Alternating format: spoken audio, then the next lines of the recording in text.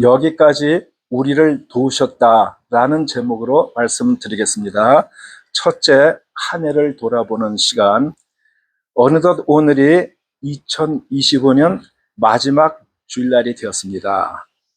찬송가 401장, 주의 곁에 있을 때, 주의 곁에 있을 때 마음이 든든하오니, 그 찬송가 후렴에 보면은 빠른 세상 살 동안 주여 인도하소서, 이렇게 끝이 납니다. 그런데 그 찬송가 옛날 가사에는 광음 여류하오니 이렇게 되어 있습니다. 제가 그 찬송가 부를 때마다 사람들이 광음 여류하오니가 무슨 뜻인가 알고 부를까 이렇게 생각할 때가 많이 있었어요.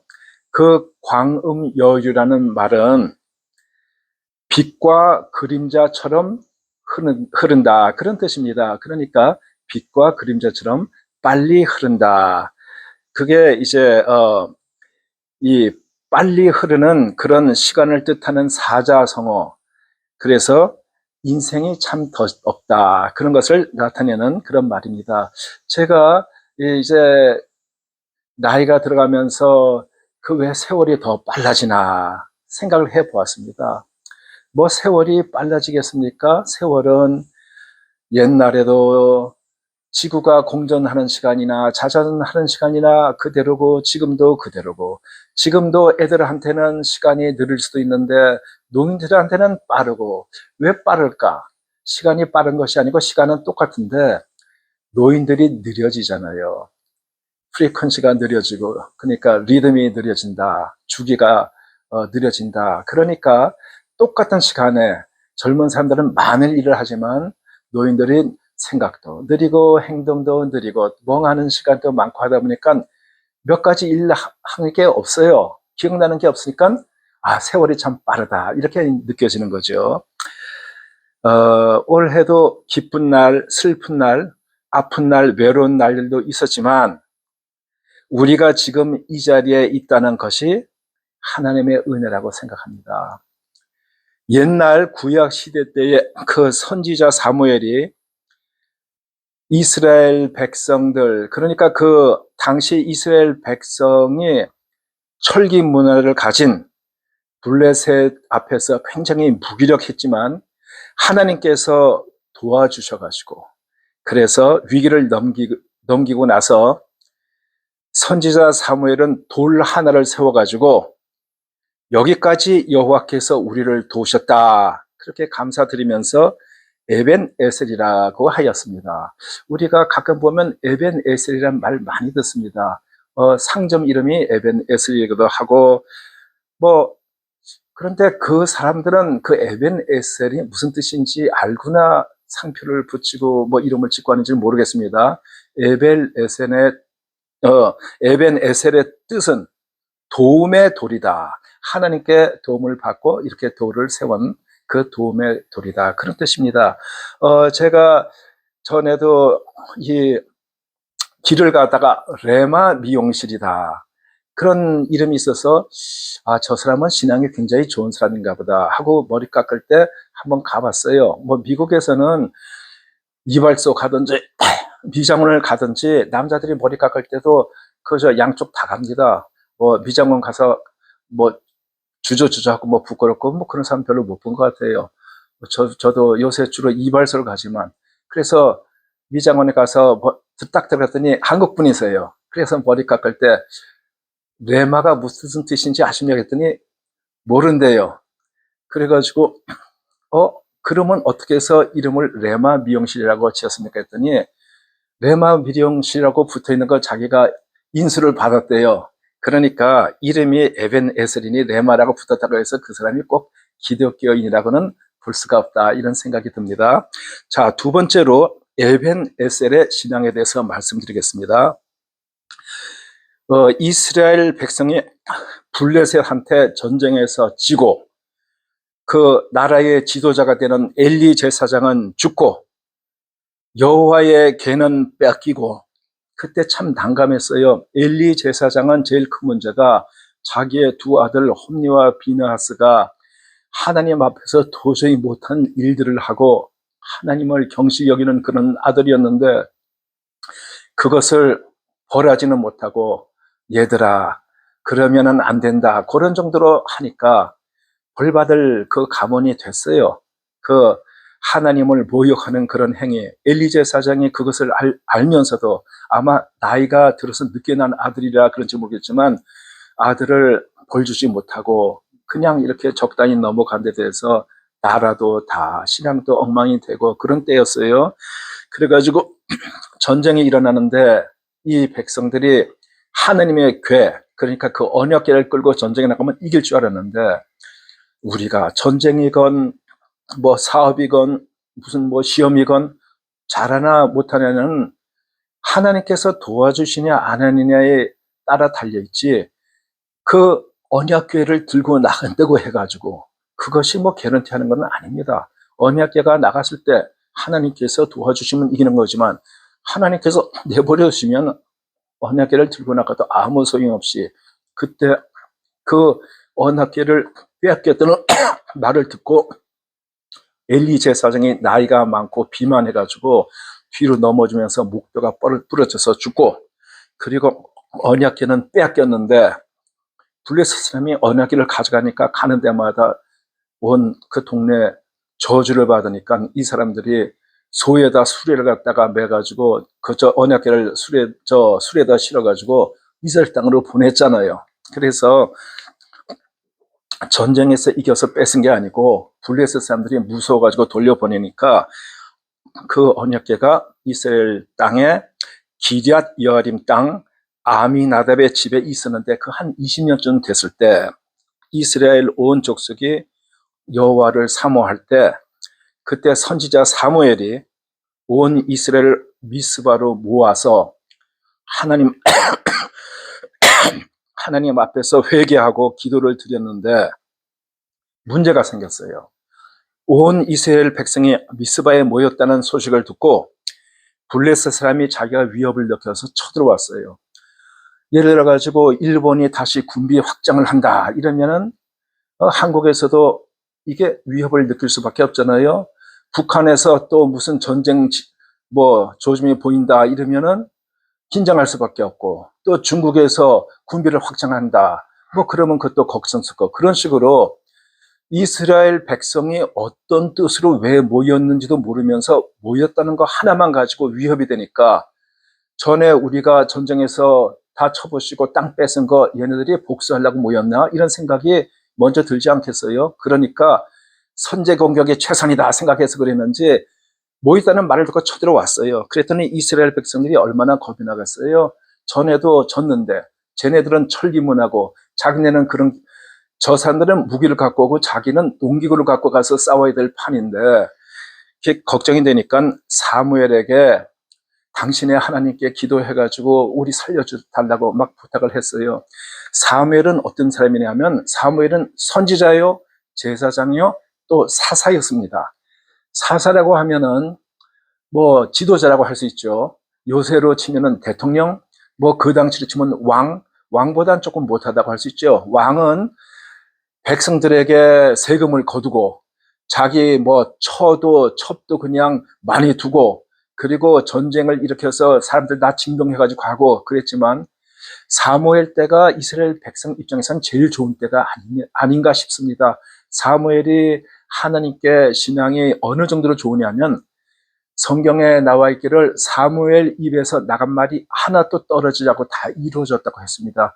굉장히 파워가 있는 사람이었어요. 하나님을 그만큼 경건하게 잘 섬겼다는 얘기죠. 사무엘이 세금을 거뒀습니까? 축첩을 했습니까? 뭘 했습니까? 사무엘은 자발적으로 자기가 온 땅을 순회하면서 그렇게 백성들에게 지도하고 재판하고 그랬습니다. 그러니까 백성들은 세금 내는 부담 없이 물론 헌금 냈죠. 그리고 뭐 다른 거 용병 군대 모아서 가는 거 없이 그 사무엘은 그런 현실적으로는 최고의 지도자였습니다. 사무엘 이후에 왕을 뽑아달라고 해가지고 왕을 만들어줬지만 사무엘보다 나았던 왕이 백성들에게 사무엘보다 나았던 왕은 하나도 없었다고 생각이 듭니다. 그런 사람이 하나님께 부르짖었어요. 그랬더니 하나님께서 어떻게 했냐면 그 쳐들어온 블레셋 군대에 우레를 발하였다. 그러니까 옛날 우리가 쓰던 말로 하면 우레가 되겠죠. 요새는 우레가 표준말이라고 합니다. 그 우레, 천둥을 갖다가 그냥 막 치니까 이 사람들이 겁이 나가지고 혼비백산해 있을 때 이스라엘 사람들이 와르르 쳐들어갔어요. 그랬더니 그 사람들이 다 도망을 가가지고 이스라엘 사람들이 미스바에서 나가서 블레셋 사람들을 추격하여 백갈 아래에 이르기까지 쳤더라. 그런 말씀이 있습니다.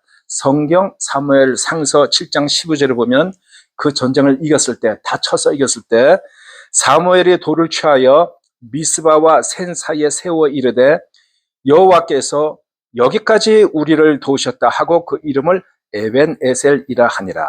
여기까지 우리를 도우셨다. 그것이 오늘 제 설교의 제목입니다.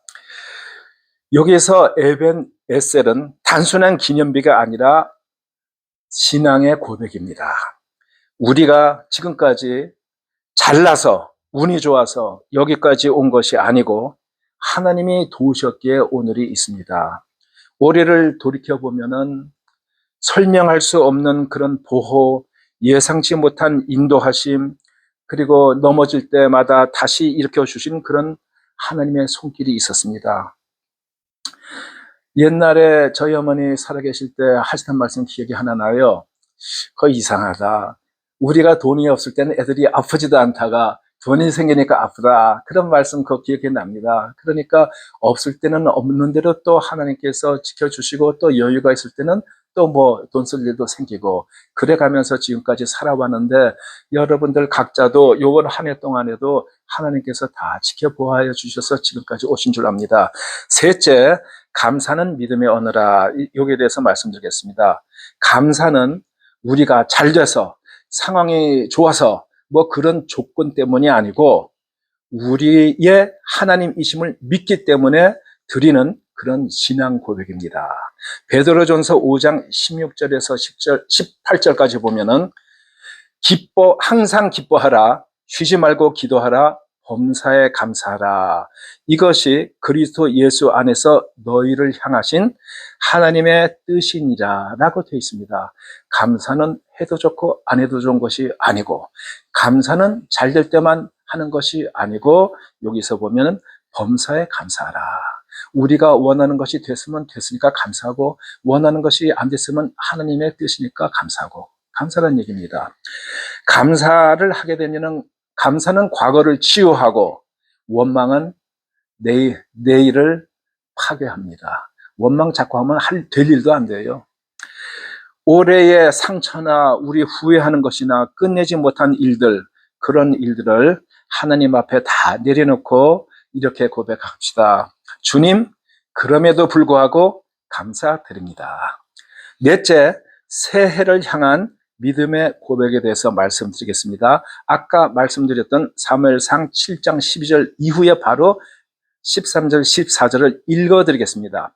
이에 블레셋 사람들이 굴복하여 다시는 이스라엘 지역 안에 들어오지 못하였으며 여호와의 손이 사무엘이 사는 날 동안에 블레셋 사람을 막으심에 블레셋 사람들이 이스라엘에게서 빼앗았던 성읍이 에그론부터 가드까지 이스라엘에게 회복되니 이스라엘이 그 사방 지역을 블레셋 사람들의 손에서 도로 찾았고 또 이스라엘과 아모리 사람 사이에 평화가 있었더라.